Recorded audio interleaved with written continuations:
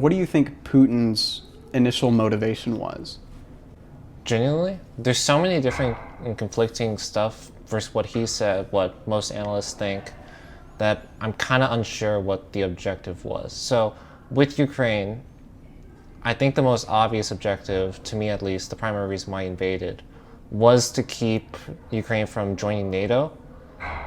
But the fact is that Ukraine's massive. And although Russia is a big military superpower, I'm not exactly sure how they would have destroyed Ukraine, kept it down, made it a satellite state. Even though there is pro-Russian people all throughout Ukraine, still, it's a massive country. So you would agree to a statement saying that Putin's initial goal was to take the entirety of Ukraine? Honestly, I don't know what else he would have done besides that. Well, because the main thing is that Ukraine would have moved their government into exile. If he wouldn't want to invade all of Ukraine, take it all, the Ukrainian government in exile would still continue to fight. There would still be Ukrainians in the unoccupied portions of Ukraine, which would continue to fight for their land, try to continue to retake what they thought what was lost. I agree with that statement, but his attack, he went for Kyiv. He didn't try to just take the Donbass and Luhansk and Donetsk. He went straight for the capital. Right. And also he invaded the south. It was a massive offensive across all of northern, western, and even southern Ukraine out of Crimea. Absolutely attacked from Belarus, right?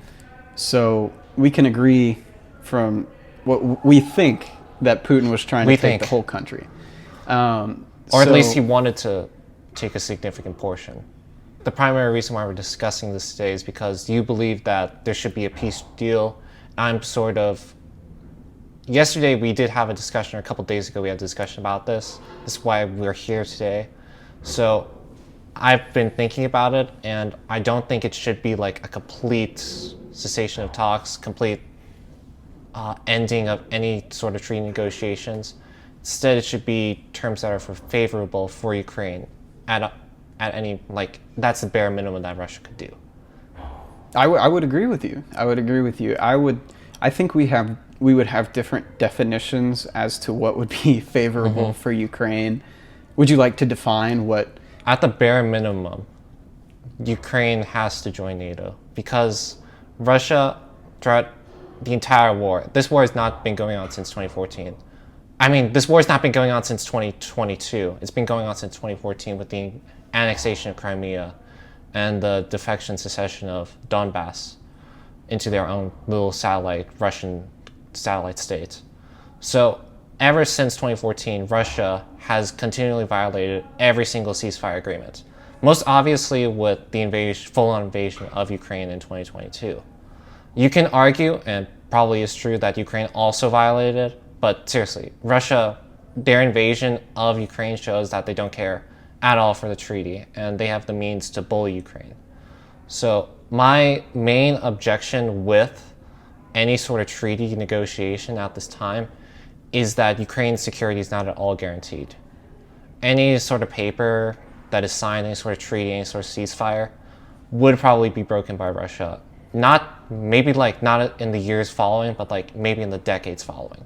Because 2014, that was a long time ago. 8 years later, they full-on invaded Ukraine. So this is the long game. This isn't like a couple years for them. This isn't the next presidential election that we're talking about. His game is over multiple administrations. He's been in charge since like fucking George Bush. He's been doing this for years, decades. I completely agree that a peace, like a security guarantee, is necessary. Right. I think we would maybe have different ideas about how to do that. But you're absolutely correct that there has been obviously Minsk 1 and Minsk 2 that didn't stop Russia from keep going. Yeah. And if we're going to talk about Russia, we should also talk about their satellite states, like the forces in Donetsk and Luhansk. Basically, they're a Russian satellite state. They don't have any influence over themselves. Russia tells them what to do, and everything that they have done should also be attributed by proxy to Russia. So every single ceasefire breakage that Luhansk and Donetsk have done has to have been approved by Russia. or at most decided by Russia that they should violate it. I guess we can go off of that and start talking about a ceasefire. So before we get to a security guarantee conversation, I guess we could talk about a ceasefire. So what would your parameters be for a ceasefire? I guess there's different definitions of ceasefire that we could go off of, like ceasefire to start negotiating, ceasefire to like stop fighting for a couple days. But I think Let's go with the negotiation one. okay. Think immediate cessation of violence, stopping all kind of offensive operations, like where the borders are should be static right now. Obviously, some land should be swapped in the future, but for now, that's okay. So like complete stop of firing, all air, all ground. I think we can agree on that. That assumes that Russia and Ukraine decide Could to do that. keep That's it. a big step. That's a massive. That's a first big step. ask. If you can stop, like I was flabbergasted when Israel and Hamas were able to stop blowing each other up. That's for a couple days. yeah. I mean, like they're not absolutely killing each other anymore. I mean, that one's more one-sided, but that can be a discussion for a different day. But getting an initial ceasefire is hard, Yeah. right? Especially when both sides are so dug in right now. When they're all so ideologically different and completely opposing worldviews. Yeah, well, yes, and they're just fighting for land that they're passionate about on one side. But so we can go into the territory with a ceasefire, right? We're going to start talking about the divvying up of land, right? So Russia, right now, on the ground, controls about a fifth of what was previously Ukraine, right? And they've held this land for a long time. They're pretty dug in. Do you see any of that being ceded back to Ukraine? Generally, though, like with Russia being relatively more powerful than Ukraine, even though they aren't the best military in the world by any stretch of the imagination, that they have to rely on North Korea for ammunition and weaponry and even troops. Still, they are pretty powerful and they're dug in. I don't think it's a terribly controversial thing to say that Ukraine probably can't take all that land by themselves. I would agree. So we can agree on that. So with that land, right? That's a lot of land, and obviously Russia was the aggressor. You'd like for them to give that land back, Hell but yeah. there's been a lot of death on the Russian side, and Putin just doesn't operate like that. So if we agree on the land part, we can start talking about the other parts of this. That because are you in the interest of a lasting peace? Ultimately, A lasting peace? a lasting peace. Obviously, yeah. I don't think people should continue to die for like a stupid war. Oh, I'm glad we can That agree on Putin- that. Yeah, This is a lot of agreeing for a disagreement episode. absolutely. Oh, I think we'll get to some disagreement, but okay. So we understand the land. We kind of agree on the reality on the ground and how that would probably go about. But Can I ask real quick, yeah, like, for sure. what do you mean by we agree on the land? Is that like, So we agree that Ukraine is probably not going to get oh yeah, the land back. yeah, That- by military force? Yes. In the peace negotiations, right? So you're obviously a big advocate for NATO membership. Would you like to give that argument? I mean, obviously Russia isn't like at all concerned with continuing their treaty obligations, as seen through the multiple breakages of this war. Not only that, but there's been countless times since Putin's been in power that he's backtracked on the agreement. So there's nothing short of a complete security agreement by the United States or Europe itself that could convince me that Russia would not invade again, that more people wouldn't die for his imperialistic war.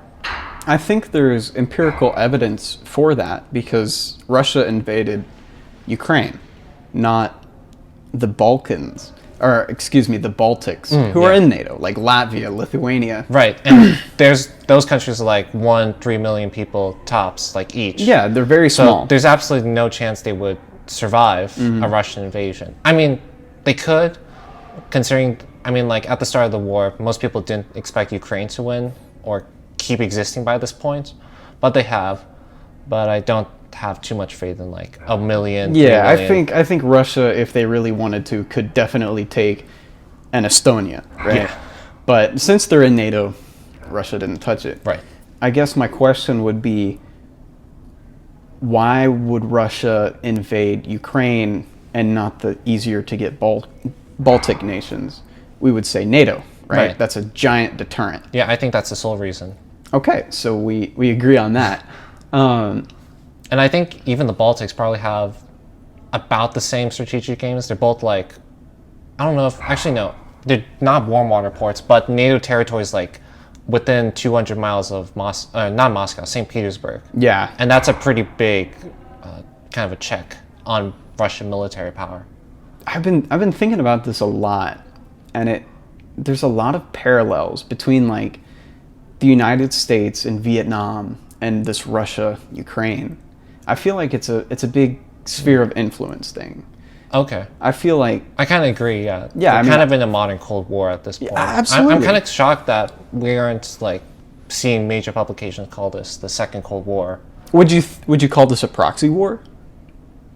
I don't think so. Like Russia is itself on the ground, so it doesn't fit the definition of proxy war. But it does. Sure. But I do sure. agree with the sphere of influence thing that America only invaded, or not invaded, but kept South Vietnam alive because they didn't want the domino effect to fall where Southeast Asia would become all communist. They didn't want Ukraine to join NATO and wanted to like keep other nations like Sweden and Finland from joining NATO. So obviously that's had a reverse effect. Absolutely. It's like a reverse domino effect. They invaded Ukraine obviously, and then these new NATO members joined. But I do think the sphere of influence is incredibly, because I just have to think of it from the perspective of Russia to make this make any sense. And Like not justified, right? yeah, because obviously you're violating a sovereign nation's territory. And right? killing millions of people. Killing millions of people.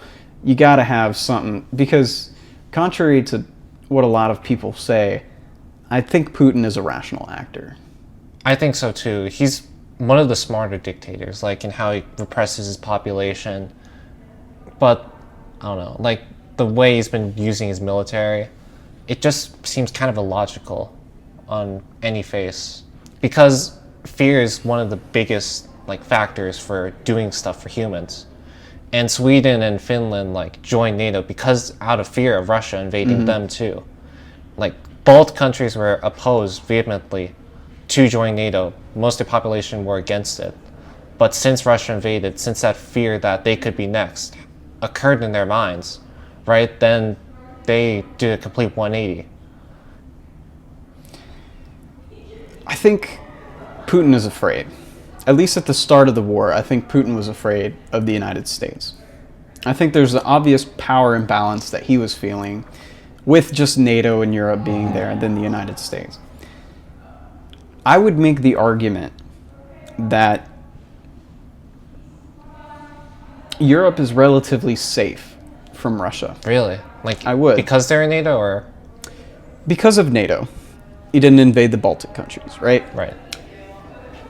In Ukraine, we agreed the objective was to take all of Ukraine. In 3 years, a vastly larger population in Russia, vastly bigger industrial base in Russia, could not overcome Ukraine. Even in the early days when they had all the cars. Even in the early days when they had surprise, they had speed, they had all of that. Before the sanctions, right? They still Right. had a somewhat good economy, right? Even with all those things, they still couldn't take Ukraine. And now it's been 3 years, right? And we talked about like this was supposed to be a 3-week thing, and now it's Right. been 3 years. Yeah. That's what they said on the propaganda TV. Yeah, the special military operation. Right? I think they still call it that. Yeah, that's crazy. But here's what I would say is I think Putin was scared, right? And so he did something irrational from our viewpoint, but rational from his viewpoint. is I think he wanted essentially like a buffer between like a Belarus. He has Belarus, right? Right. And that puts distance between the NATO boundary and Moscow. That kind of makes sense, but I've always been kind of not convinced by some arguments about buffer states, especially in the age of nuclear weapons. Because nuclear weapons, the only like way any war between NATO, the United States, and Russia could happen is through nuclear war. That would inevitably happen. So, does a buffer state really help, like stop nukes from coming down? You do have more territory to like put missile defense systems, but is that really like the checkmate that you will survive and America will die? I think they obviously realize that if nukes start flying, everyone's going to die and Moscow is going to be incinerated. I don't think they're thinking in that space. I think they just don't want NATO right there, like 300 miles away. Right. I think what they're trying to think, there's a lot of thinking, but I think they like having Belarus there, and I think they would like to have either a puppet Ukraine or just a bigger chunk of land there to keep. Because would you trust the United States if you were a foreign government? We just saw, okay, I don't know if you've heard about, so the United States helping nullify the election results in Romania. Are you aware of that? Oh, I think maybe like Elon Musk saying something about that. Yeah, it's really interesting. Did it really happen though? Yeah, it was not. It was actually in December, like during the. I remember the Supreme Court of Romania was like, these election results are invalid because of Russian influence. That was largely due to the United States saying, "Hey, you don't need to trust these election results. Like it's all documented, and I can talk to you afterward about it." But like the United States, we have our fingers everywhere. Right. You know, like we have military bases everywhere. And think about It's how truly many, incredible. Yeah. Like I don't know if you know this, but like so the Arkansas National Guard, right, is deployed to Romania right now on the border with Ukraine. Like the Arkansas National Guard. What's that all about? Yeah. What I'm getting at is the United States, they like to, whether it's moral or not, they like to meddle in other people's business. If you're Putin and just having NATO that close, I think that freaks him out. Yeah. And he obviously would think, I think that would be a massive damage. It would do massive damage to his propaganda machine. You'd obviously get Like he'd be seen as less of a strongman dictator. I think a ton of people would flee to the West. I think it'd just be like Cold War heightening again, right? So in this peace, right, if we're gonna have this peace, I think NATO membership for Ukraine is not an option. Like realistically? Realistically, I would agree. Sure, let's put Ukraine in NATO. Like, I agree with that sentiment. I don't think it's realistic. And like that's kind of where you and me differ. It's like not only that, but I kind of advocate for continuing what Ukraine is doing, continuing the war, because what's the other option? They sign a treaty that Russia will inevitably violate in a couple years. They'll use that time to rebuild their army. Then that's when they strike. Okay, so that might be our biggest disagreement, is continuing the war in the short term from your perspective, correct? Yeah. And then me wanting a negotiated settlement more immediately. Okay. So... Because, like, here's the thing. What I'd like is a negotiated settlement. I don't want more people to die for Putin's unjust imperialistic war. But right now, any peace terms would either be immediately violated or be too much in Russia's favor. So it would just hurt people who are already being bullied by Russia. So what I think is that they should keep fighting to hold out hope for, I don't know, like a better settlement down the road. I understand that where you're coming from.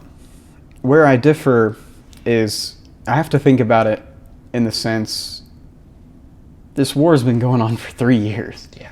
And I would love to think like the Russian economy would collapse if we just waited another year or so. And we sanctioned the hell out of them, Yeah. right? They're sanctioned to death. What more can we do economically? Yeah. I don't really know. And that's where I'm going, okay, well, we may have to come to the table and rethink this because right now, Ukraine's not in a good spot. I would argue Russia's not either, but Ukraine has less manpower. They don't have the industry. They don't have the industrial base. They don't have the air power that Russia does. And while they might have infinite American weapons flowing in, there's only so many Ukrainians to shoot those weapons, right? That's what I have to think about. And then in my brain, I'd like to think the Russian economy would fail. But I also have to think, what if it doesn't, right? And then Ukraine runs out of manpower. Where does that leave us? I would think Ukraine would fall because Russia would just keep pushing in. Right. So, but at the current pace of advancements, like I saw a graph of how much territory Russia has taken over the years, and like right now it's like measured in hundreds of kilometers, and right now Ukraine, that's millions. I think it's not enough. It's like trench warfare from World War I. Absolutely. They're making incremental gains at best. I agree, and it's going to take, at their current pace, decades for them to even reach Kiev again. And that's what I'm getting at is with resistance, they can hold out, right? But in the meat grinder, yeah, you're going to run out of men. I do agree with that. And then that's going to be a breaking point because there's nobody in the opposite trench shooting back at you, is what I'm getting at. And where I think we go from there is while Ukraine, I think, in my perspective, Ukraine is in a more advantageous position now than they would be in a year. So, because they have more manpower, they still have a lot of our weapons, right? They still have a lot of European weapons, still have a lot of tanks. It's sizable, substantial. What I'm getting at is I don't think the American people, at least a sizable majority, and European for that matter, I think people are too narrow-minded into what is affecting them. So if this war drags out, taxpayer money is going to go over there. We saw that, like, you're sending a lot of money, that's helping inflation go up, right? Like here or? Here, domestically, when we're allocating many tax dollars, spending that money elsewhere, that's not being seen, it's not going towards roads, not going towards education, not going towards healthcare, right? American taxpayer dollars go into war, right? I think that's going to be unpopular, right? And I don't think that's politically viable for any administration in the United States, in Europe, and I don't think that's healthy politically either, even especially for Ukraine. It's like giving them rope to hang themselves on, is what I feel, right? Like with continuing support? Yeah, like with continuing support. They're just fighting until like they're all dead. Fighting to what end? Fighting till they're all dead. That's how I see it, right? So my perspective is while we have some leverage, while Ukraine has people, right? They still have some weapons. Let's figure out how to make sure Russia doesn't invade again. And I have some ideas of how, and I've heard some ideas on how to do that, and we can talk about that. But would you agree with everything I just said? I get where you're coming from, but I think that's a little bit too focused on what America is doing and what is currently happening in politics right now. Because just a couple of weeks ago, like Keir Starmer, British Prime Minister, and most of Europe are seriously considering putting troops on the ground as like Sure, some kind of sure. peacekeeping force. Well, I doubt that would probably ever happen. The calculus is changing right now. Europe is taking more of a proactive stance in the conflict because of Trump withdrawing from any commitments that, with NATO and all. So in that meantime, while the strategic calculus is changing, while Europe is taking more of a role in helping Ukraine, and I get that it's not as much as America could do, even a fraction of it, or even like a sizable fraction of it, I still think it's pretty significant what they're doing. And I guess in that same time, Russia, their economy will also be going down into the gutter even more. Because right now, inflation is at 9.4%, and Americans were really concerned when inflation was like 5% a couple years back. Oh, so it's 9% in Russia? Mm-hmm. Okay. Yeah, so how much more terrible is that for Russia? If 5% is terrible over here, if that could like lose someone an election, how about double that in an authoritarian regime where you don't have the outlets to, voice your frustration in an election? I don't think that there will be like a popular uprising, like some Alexei Navalny kind of guy who's going to take over Russia. And then, well, it won't be Navalny, that's for sure. No. But yeah, it's just like popular discontent is going to go up at home, and like there's really not going to be much support in a couple of years from the Russian people about their war. Like you're saying that Americans don't like tax dollars going to war instead of like roads. What about in Russia? Because their roads are already shit and it's not being fixed. And the money that could be fixing it is going all into the military industrial complex, into the war. So how will that play out over the next couple of years? How will like Putin's approval ratings go down? How will like his military fare? Because the military does need popular support at the end of the day. True, absolutely. And I since agree Russia's like super fragmented, like across all the various ethnic groups, while white Russians are the most popular, most of the people who are actually fighting Ukraine are those ethnic minorities from the Caucasus or from Siberia. So if the government like cares even less about them and they're continuing going into the meat grinder, then what will they do? He'll have to like use his base of support to actually fight the kids that his voters kids, and that will just cause even more discontent with him within Russia. I agree.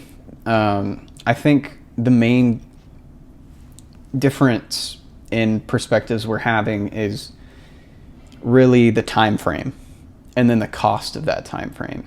Because you argue that maybe the outcome of Russia losing, or Putin losing popular support within Russia, that would lead to some ousting of not Putin like in an some ousting, way. but like a significant decrease in his popularity that will cause other side effects that will negatively harm his war effort. Sure.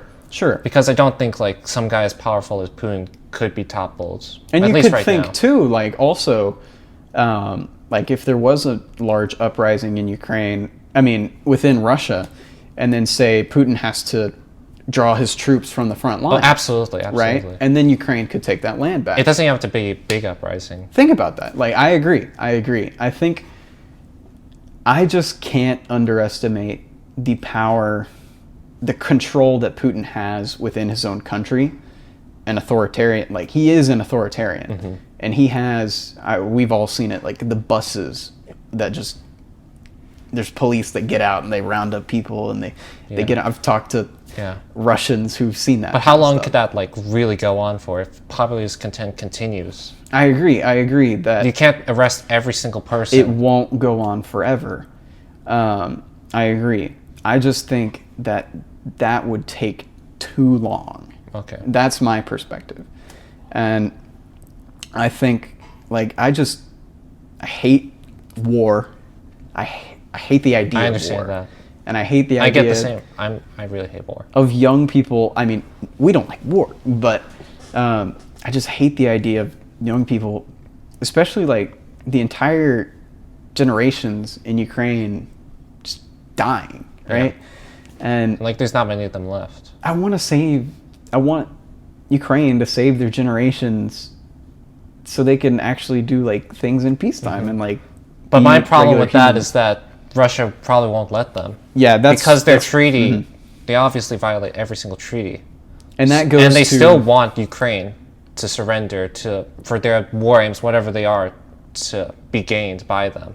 So will kids and the Ukrainian people really live in peace? Because there's always that specter of Russia's over here and you're down here. Russia up here can do whatever they want at a moment's notice to you. I agree, and I think that's where the security guarantees come in, and then that's our other main disagreement, because you would argue NATO membership, correct? Yeah, absolute must. Okay, absolute must. I would say bad idea, but here's my rationale. Okay, so NATO membership, I think that would just provoke more, and then that's a giant land border. Say something accidental happens. We don't want to accidentally start World War III, right? If NATO's right there, I think that Russia is constantly paranoid. If Putin's still in power, which I believe he would be. How old is he? He's like in the 70s. He is quite old. But then again, he does going to have a successor, and True. I don't think Russia will have like too much of a difference between his ideology. I don't think they're versus going to his overnight successor. become democratic. No, Right. no, absolutely not. So I think you have a nuclear power, and then you have NATO right there. I think that's recipe for disaster. So Hold on. Are you saying like because Ukraine exists and because it's so close to Russia, then it will could potentially like maybe not potentially, but it's too much of a risk for you? if Ukraine were to join NATO, I think the risk of World War III would be too high. Okay, that's where I really disagree because Okay. right now the Baltic states have been in NATO since 2004, I believe. It's been like 21 years. And there's never been, at least to my recollection, there's never been any sort of really, really serious event between the Baltic states and Russia where World War III was generally on the table. And right now, Finland and Sweden have joined. So there's even more of that risk. But still, like, I don't think that NATO just being on the border of Russia is a reason for World War III to happen, or even like any sort of risk for World War III to happen. Like North Korea and South Korea, they despise each other. They've been despising each other since the 1950s, and they haven't restarted their war. So, like, it doesn't matter that NATO's just on the border of Russia. I agree. To an extent. Here's where I would say we can negate. We don't have to. I would argue we don't have to go through NATO to ensure Ukrainian peace and Ukrainian sovereignty and protection. Okay. Here's my reasoning behind that.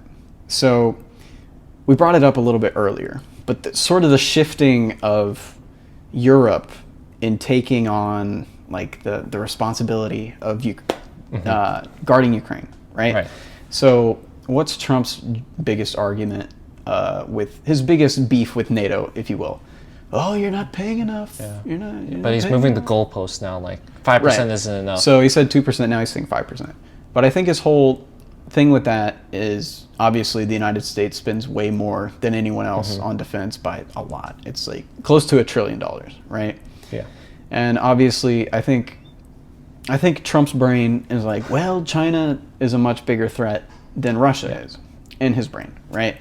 Much bigger industry, much bigger population, and they're looking at Taiwan, right? I think Trump wants to focus on China.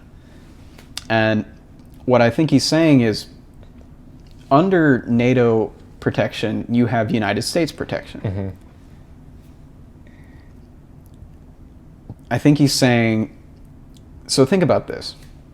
In Europe, pretty much every country has universal health care. They have all Right. these social welfare. Yeah, and the reason why they have it is because they aren't spending that much money They aren't on the spending military. that much on defense.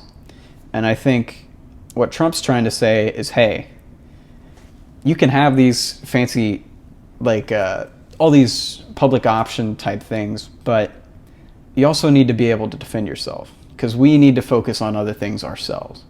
I think he's trying to make them more independent-minded because ultimately, Europe is closer to the Russia Right. than we are. And I think if Europe sees Russia as a threat, it's a big population. It's like, what? It's got to be close to the United States population. Like Europe? In Europe. I think it's slightly more, but yeah, Probably comparable. more. So, and there's an infrastructure there for them to work together. It's not like they're ideologically opposed in Right, massive yeah. ways. Band together and support each other. And like, that includes Ukraine, I would argue. I would say not a NATO membership or a peacekeeping force with NATO. I'd say, sure, France. Sure, UK, right? Sure, Germany. You guys figure something out, send some troops over there, give them some guarantees, say, all right, we have troops on the ground, make it a sizable force. Make it to where Russia doesn't do that again. Because there hasn't been that before. I think that's the biggest difference. So this isn't like a UN peacekeeping operation where they're completely Not useless. UN, not EU, not NATO. Just those countries having a very sizable force because... Okay. What do you think about that? I'm kind of confused by it, to be honest, because like France, UK, Germany are all part of NATO. All a And part of NATO. Who's not in that group that we just said? the United States. United States. But the point that I'm trying to get at is that United Kingdom, and France are both nuclear powers. Sure. While they aren't on the same level as Russia and probably would be pummeled by Russia, they still can do some damage. So it would still be some kind of nuclear war. Maybe not like globe-ending America, all cities in America are destroyed, but still, there is that threat. Like 57 nukes, I don't want to play with that. I agree, but I don't think it would come to that. The one thing about the peacekeeping operation is that if you are to have a peacekeeping operation, you do have to have some teeth with it. Yes. You do have to uphold Absolutely. Ukraine's sovereignty. And if Russia does try to call their bluff and tries to invade Ukraine again, those peacekeepers will have to shoot back. Absolutely. So Yeah. at that point, Russia will also have to shoot back. Will it just remain a war in Ukraine, or will it fully escalate into a nuclear war? Because nuclear war obviously is bad. But two, if Yes. if like there's a ground invasion and these nuclear powers aren't shooting nukes at each other, I think that could be kind of a dangerous precedent over the decades, because if you aren't using that threat of nuclear power to stop other people from invading you, like the reason why there hasn't been any big war since World War II is because of that threat of nuclear power. If we ignore that, say we're not going to use it, what exactly is like the stop? When it's like a point when we do use nukes? When What? Russia is like literally bombing Paris, when Russia is invading United Kingdom, because we do need to have, because I'm personally like pro-nuclear weapons, because there's been that peace. Because of that deterrence. It's been over 100 years since a big world power war. There's a term for that. There's a term in geopolitics of like, with nuclear proliferation, small-scale wars start ramping up again, and then small-scale fighting starts Right. without nukes. So it's Yeah, like it so makes it that's- more unstable because nukes are on the table. Yeah, that's I why see what like you're I saying. don't think that nukes should be given to like Iran, or even allowed to be like used by like even developed by other countries besides the ones we have. I know Okay. that kind of sounds elitist as an American, but I think agree, that's I agree. like how the world works, and we just have to accept it at this point. We can't we can't put the cat back in the box at this point. Yeah. I think with that, there's another element that is playing an important role there, and I think it's proximity. Because say Moscow's like not 500 miles from Ukraine, I don't think they'd want to start lobbing nukes if we have that peacekeeping force of, say, UK, Germany, France, right? It has teeth, it has air support, it has jets, but no nukes, right? Does Russia risk blowing up Moscow, like Poland? So you're over? saying that the threat that by shooting NATO countries' soldiers, Yes. that will stop them from invading Ukraine at all? I think Russia would think, okay, if there's a sizable force there, like say 100,000, I think Russia would see that if it had jets too, like F-35s or like whatever Europe's got, like F-16s, right? If Russia, if that was in Ukraine and there was peace and they put up the rhetoric, Europe puts up the rhetoric, if you attack Ukraine, again, we're going to shoot back and we're going to shoot back hard. I don't think Russia would risk it. Rationally, because it wouldn't benefit them. But I think what we're arguing, like the treaties that, what I'm saying, the treaty terms that I like versus treaty terms you like, are kind of in two different worlds. Like your world is kind of in a fantasy world where Russia would agree with this. Like, because Russia does have to agree to some kind of peacekeeping operation if this were to work. I'm in True. the, like, what I'm saying with NATO is that this is like the bare minimum requirements. Like, I've been thinking before this conversation, like yesterday I was thinking Crimea should go back to Ukraine, obviously, but the more I've thought about it, the more I'm thinking that if Ukraine does sacrifice some territory for the guarantee of NATO, I think that's sort of a fair trade. Like, in international politics and politics in general, you do have to accept the bad with good. And Ukraine obviously wants to keep its sovereignty, so they have to join NATO, whereas Russia doesn't like that. But Ukraine also wants all their territory back, but Russia doesn't want to give anything up. So it's about as fair as I can think. Like, if both are being rational right now, I think that's sort of a fair agreement. NATO for losing some territory. I understand what you're saying. What I think also is another aspect to this that I'm thinking about that you might have a different viewpoint on is I think Russia, I don't think they, initially, from when the war started, I don't think Russia was in a point of confidence. I think they were scared. I think Russia was feeling like a cornered cat and they lashed out. I think that's what this was. And then they obviously failed their initial attempts and then they're trying to save face. But I think what could be achieved now, what I think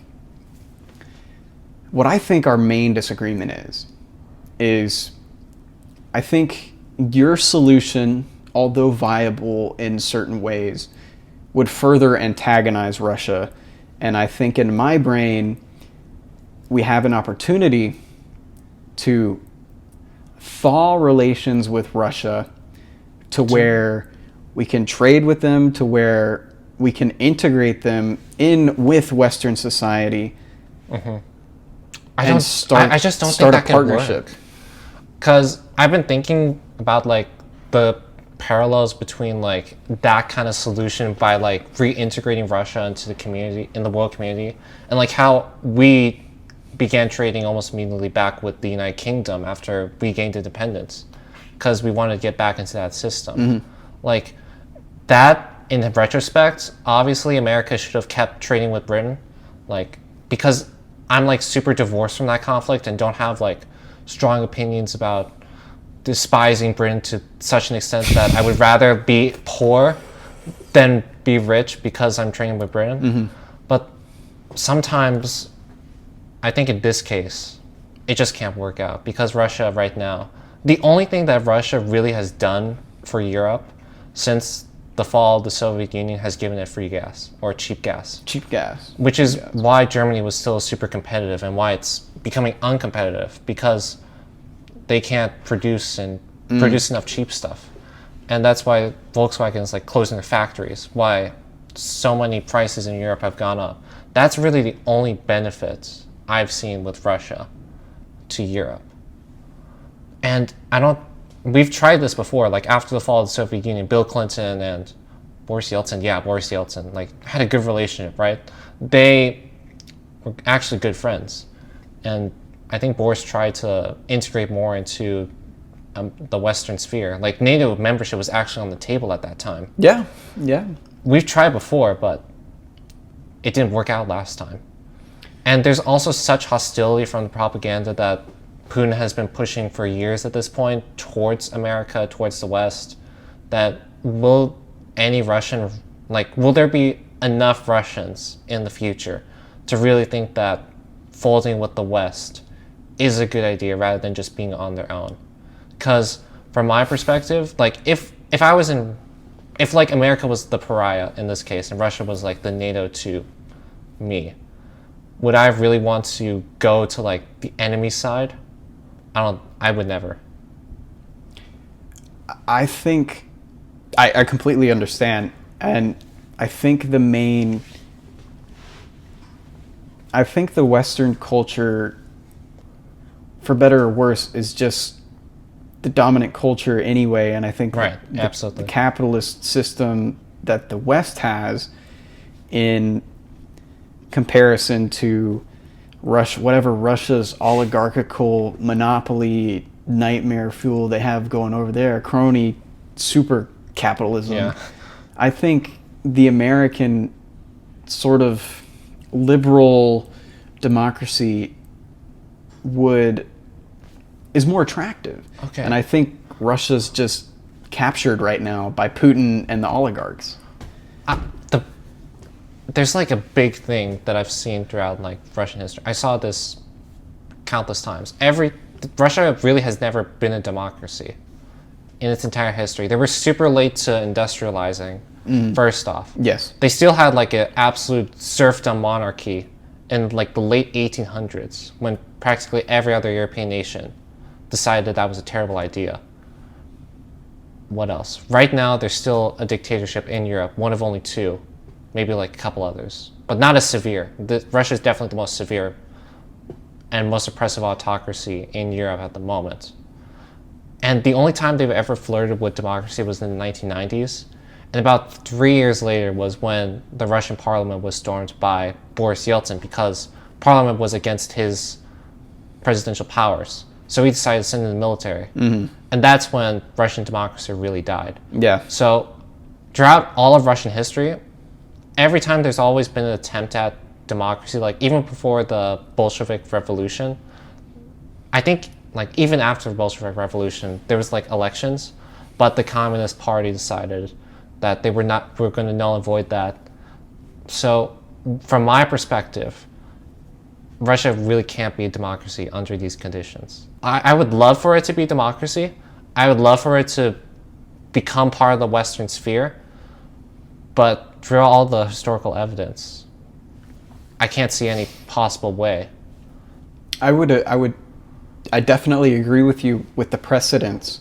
What I think is another aspect to this is the Western world's antagonization The Russophobia of Russia, right? Of how they operate. Not that it's not warranted, but I'm saying because Russia, I think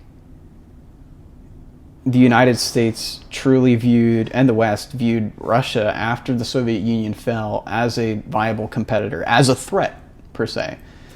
Now, like economically, militarily? Economically, militarily, not culturally, but economically and militarily, Russia was a powerhouse. And I would say that the United States... After the Soviet Union collapsed? Still a substantial power. I mean, kind of, but Russia after the Soviet Union collapse was absolutely horrible to live in. Their economy was terrible. No one was making any money. Still 100 million people with a military with nukes. Right, I get that. Sure. So, yes, I agree with you. What I'm saying is, now we've seen Russia try to invade a country. Mm-hmm. They failed. Right. I think the United States has said Russia is not really as big as a threat as we thought it was. Yeah. Not that they didn't invade a sovereign country, and that's immoral. I agree that's immoral. What I'm saying is they're not as powerful as we thought. We don't have a reason to beef with them as much as we should, right? Or we think we might want to. They have a lot of gas. I'm thinking of U.S. mind, right? What people are actually thinking, corporate interests and all that. I'm trying to think. I'm thinking the United States is saying, at least the government, the current administration is saying, it'd be more advantageous for the United States, Russia, and Ukraine, Europe as a whole, to unlock or just have a relationship instead of antagonizing one another. Because it's not like the Cold War where there's that super push of competitiveness.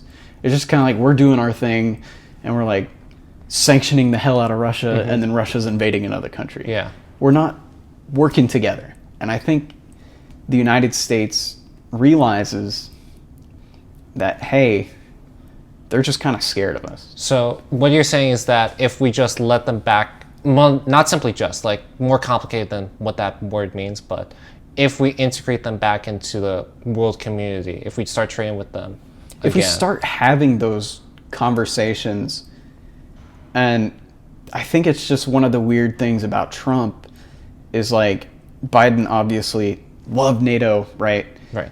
Supported Ukraine to the moon. And that was just his conviction.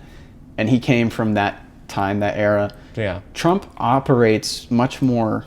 I would argue that Biden operated more from like a moral conviction, while Trump thinks much more transactionally. I would agree with that. He was a businessman after all. Sure. I think he's saying what Trump is thinking right now in this current state is, okay, I don't see Russia as that big of a threat, but I do see they have a lot of oil. I do see they have a lot of these things that we could use. And I think he's also thinking about, if we unlock Russian gas, we can get that cheap in the United States and drive down gas prices. That'll make me look good. I think that's what he's thinking. Okay.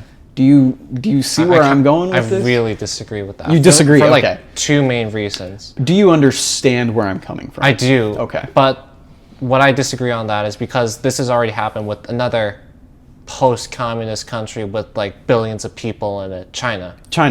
So in the 1990s, they joined the World Trade Organization. Yeah. And ever since then, we've traded with them constantly. Made in China became a massive meme. Everything was all about China. But they never became integrated into the system of the world. They never became part of the American sphere. They decided to create their own sphere of influence throughout Africa with their Belt Road Initiative. BRICS. They aren't like integrated into what we want them to be just because we opened their borders and our money up to them. Sure. Or they allow, I mean, it was both sides. China allowed us to come in. We were interested in going into their economy. But simply having those conversations isn't enough. Like simply trading with them isn't going to be enough. Can I ask you a question in regarding to that? I would say the main difference, I agree that China was much like Russia in that post-Soviet. Here's where I would draw the line, the differentiation that I see, the big difference. China has over 1 billion people. Right. They are a massive world influence. And I think that's what I'm thinking of. I'm not disagreeing with you. I think that China has taken the mantle of the Soviet Union. United States is shifting focus from the Russian area, post-Soviet area. And now China's the main competitor. China's the main character now. And we're still the main character. We're still the main character. USA. Anyway, China wants to be the main character. And so the United States feels that, and they're saying, okay. And they think, I would argue that China is a much bigger threat. I would agree. I would to the totally United agree. States. I don't think they would invade, but like I'm saying that Nor would if Russia. there was a war, I would much more rather fear China than Russia right now, because I've seen what Russia can do in action, and they couldn't take over Ukraine. Yeah. They're not going to invade us. Yeah, but I would think China could do a lot more damage, is what I'm saying. Economically, militarily, even culturally, sure, whatever. Do you see that perspective? I'm still kind of confused about that. Just because China can is more of a threat militarily to us, what's the difference between my example of China being not integrated versus Russia not being integrated? Because what I see is China doesn't want to integrate into the system, or we don't want China to integrate into the system. But we because did. We think China will run the system now. China's going to be the main big boss. Russia is just fell by the wayside from my perspective. Okay, so what you're saying is Russia long ago was decided we can't work with them. You're not a main character anymore, Russia. So because China feels more important to America. I would say they are. But hold on, from both perspectives, Russia was cast aside. They're not influential. We don't care about them anymore. But they're still not integrated. China, we do care about. Or we did. We fear China. I would say we feared both China. We feared China as much as we did Russia. Sure. I'd say the fear of China and the fear of Russia. Yeah. It's going like this. And I think that the United States is saying, hey, we don't fear Russia anymore. We've seen they can't take over Ukraine.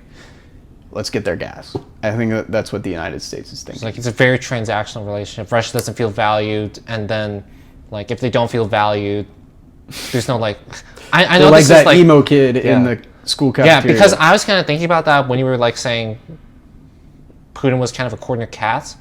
For a long, long time. I looked up just before this debate. In 2012, Mitt Romney was Russia's the enemy still. And Barack Obama was no, they're not the enemy. So, yeah, they have been relegated to a third grade power. They're not that important at all. So I think psychologically, Putin was feeling I have to become more important. And I kind of see sort of why he may have invaded Ukraine for that, to feel more important or to regain some of that. I don't think it was a good idea. No, absolutely. I think it was stupid. But a lot of the stuff that he was saying was about even now regaining the prestige of the USSR. I think that's all cover. I think he's just trying to stow up nationalism. Would you agree? I would agree, yeah. Yeah. Because do you know who No Fuckers is? Who? Okay, so it's this Russian YouTuber who always talks about Russia. And it's super interesting hearing his perspective as a Western aligning guy but from Russia. It's he kind of feels I don't know. Yeah. Yeah, the world is kind of forgotten about him. And the world. Russia in general. Oh, okay, yeah. I see what you're saying. I think we've explored pretty much. I mean, is there anything else you'd like to there's talk another about? point. You were talking about natural gas and oil from Russia being cheaper. Because I'm thinking from multiple perspectives in Trump's mind. And Trump is the US government at this point. There's no negotiation with Congress. There's no bickering among his cabinets. It's all him. So where I'm thinking the only thing that Trump values now is loyalty. That's the only reason why R.F. Kennedy Jr., Tulsi Gabbard, who was a former Democrat but now is a Republican, why Marco Rubio is the Secretary of State, why Matt Gaetz, I think, almost became the Secretary of Defense, right?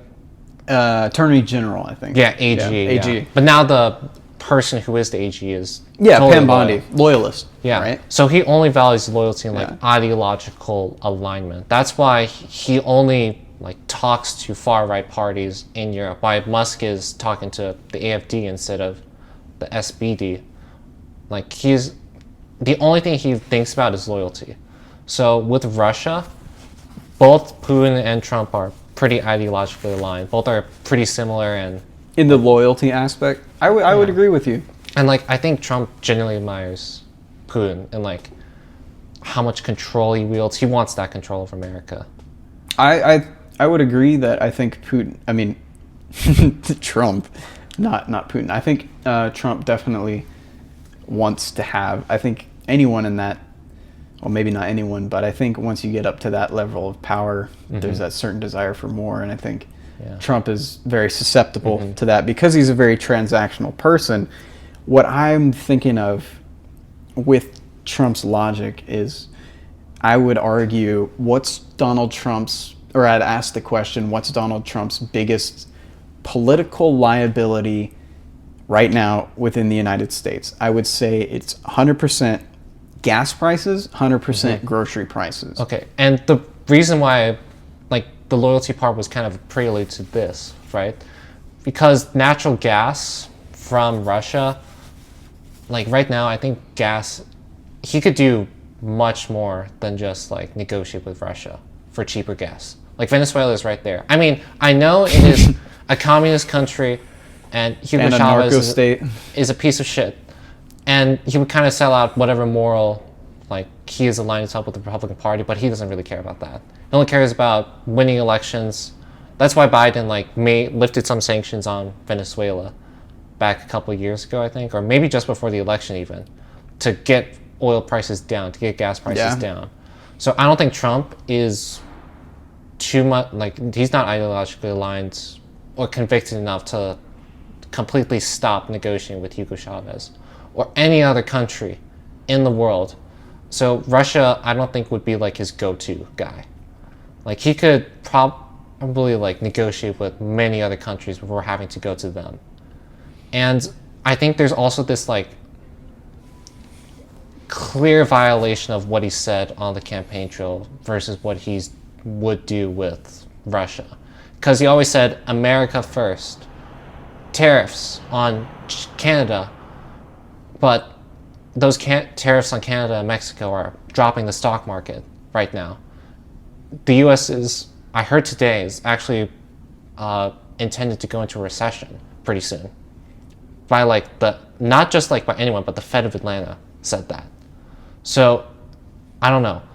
He doesn't have enough of an ideological conviction not to do some of these things. But, oh my God. Like, it's just like not what I would see him do. Okay, I see what you're saying. And the tariffs on Canada and Mexico have already dropped so much like economic confidence and GDP projections for the United States. Like, he's super America first. If he's willing to go to that, why would he export jobs to Russia, of all places, for our oil and gas? That would mean less jobs here, less investment here. That's true. That would mean investment in Russia instead. I think what he sees here, and this is all speculation, but I agree. He should put America first, and I think that's one of his biggest promises. That's like basically his only promise. I think one of his biggest weaknesses is he has a lot of money. He obviously doesn't feel the ups and downs of the economy of, like, say, a college student or just someone who's working a regular job. So he's like isolated from. I think, and also with the business brain, I think he's focusing. What's his biggest thing? Getting investment into the United States. It's all these tech companies. It's like crypto, all this stuff. He's like, we're going to get all these jobs, bring back the industries. Right. It's tariffs on steel, titanium, that stuff. Yeah. So why would, like, what I'm saying is, why would oil be any different? I agree. I'm agreeing.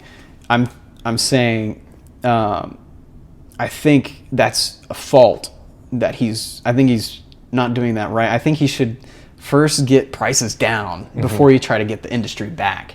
But I think he's trying to get the industry back first, and then his, like, 180 or the pull, the comeback around is getting that cheap stuff from Russia. I think he's trying to have his cake and eat it too.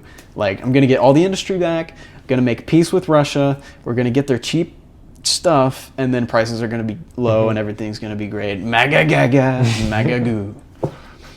See what I'm saying? Kinda, yeah. That's what I'm speculating his logic is. I don't know, because nothing in this man's mind it makes any sense. Oh, yeah. Because the tariff threat, that was a threat, then it became real, then those were delayed by a month. Then they became real again, then now they're delayed again. So what he's, like, the only reason why I say that he focuses on, like, the stock market, because, like, stock market, the economy, those are really the only things I think he cares about at this point. because so much of his cabinet is tied up in the economy, so much of his support are the multi-billionaires like Zuckerberg, Musk, I think even Bill Gates. Bill Gates was at his inauguration, right? I think so.